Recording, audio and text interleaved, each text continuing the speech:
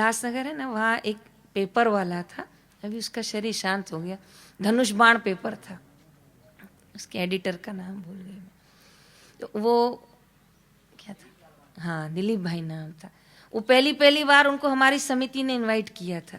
बापूजी रायता के मैदान पे आए थे, बहुत बड़ा मैदान है वहाँ सेंचुरी की तरफ, वहाँ बहुत विशाल पंडाल था, तो उसको मुख्य अतिथि में आमंत्रण किया था प्रेस की ओर से।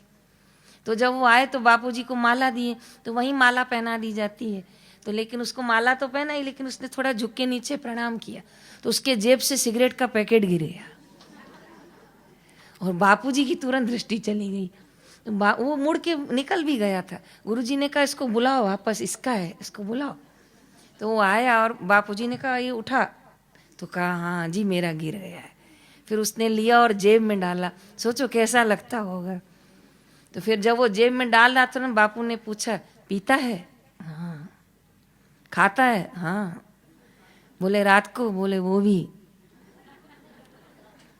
1 मिनट में वो भी कुछ होगा, तुरंत बापूजी को हाँ बोला कि हाँ खाता भी हूँ, पीता भी हूँ, शराब भी पीता हूँ। ऐसे ऐसे आते हैं, लेकिन ये ज्ञान का भंडार खजाना जो है ना, यहाँ एक चुल्लू भर पियो तो बापू कहते हैं मस्ताना हो जाता है। बस बापू ने उससे 3 प्रश्न पूछे और चौथा पूछा कि बोला छोड़ देना, तो वो भी बड़ा प्यार से बोला कि छुड़वा दो ना। मैं छुड़वाऊं? तो आप बोल रहे हो आप ही छुड़वा दो। तो कहा बैठ सामने, खजाना तो है ही ज्ञान का। स्वामी जी ने उसको सामने बिठाया, उसको लगा बिठा रहे हैं क्या होगा, पर उसको नहीं पता था ये बिठाना मतलब उसके रास्ते खुल गए। बापू कीर्तन करवाए, सत्संग की, उस पर दृष्टि पड़ती जाए पड़ती जाए पड़ती जाए, और उसको अंदर अंदर कुछ कुछ होता जाए। वो क्या होता है वो कोई साधक समझ सकता है। वो ज्ञान का आनंद का झरना आता है अंदर से रुआ रुआ खुशी से भर जाता है। वो इतना आनंद पूछो नहीं, मस्त हो गया 2 घंटे में तो। और उसकी पत्नी को पता था आएगा रात को फिर खाएगा और पिएगा, वो तैयारी करके बैठी थी। पर ये गया, उसने दरवाजा खोला तो बोला हरिओम।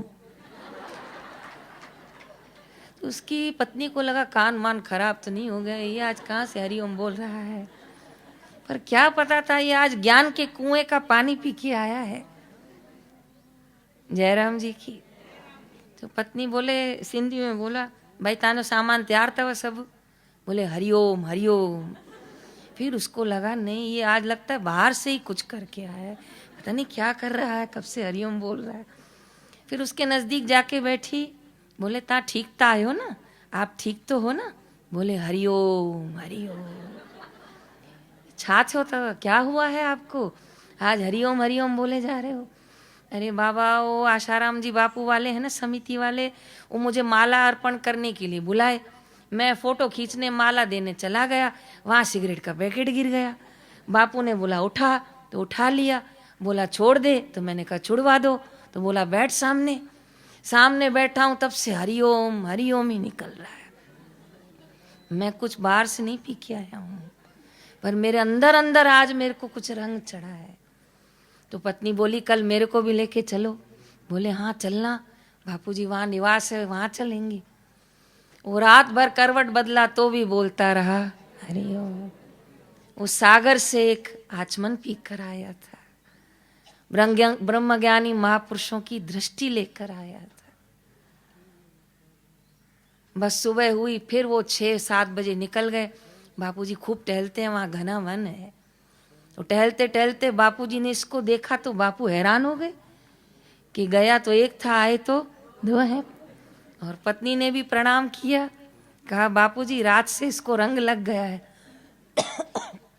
ये हरिओम के अलावा और कुछ बोल ही नहीं रहा है। बोला इसी ने मुझे बोला, बापू ने कहा कि मेरे को भी ठीक कर दो, तो दे दिया। अब ये आज नहीं, ये मरते दम तक हरिओम बोलता रहेगा, ऐसा दे दिया है इसको। फिर पत्नी भी बहुत बहुत आशीर्वाद पाकर गई। फिर दोनों ने दीक्षा ले ली बापूजी से। फिर तो समिति में भी जुड़े, सेवा में भी जुड़े, आश्रम में भी जुड़े। आश्रम के जितने भी दैवी कार्य होते थे अपने पेपरों में वो फ्रंट पेज पर छापते थे। खूब उन्होंने प्रचार प्रसार में सेवा की।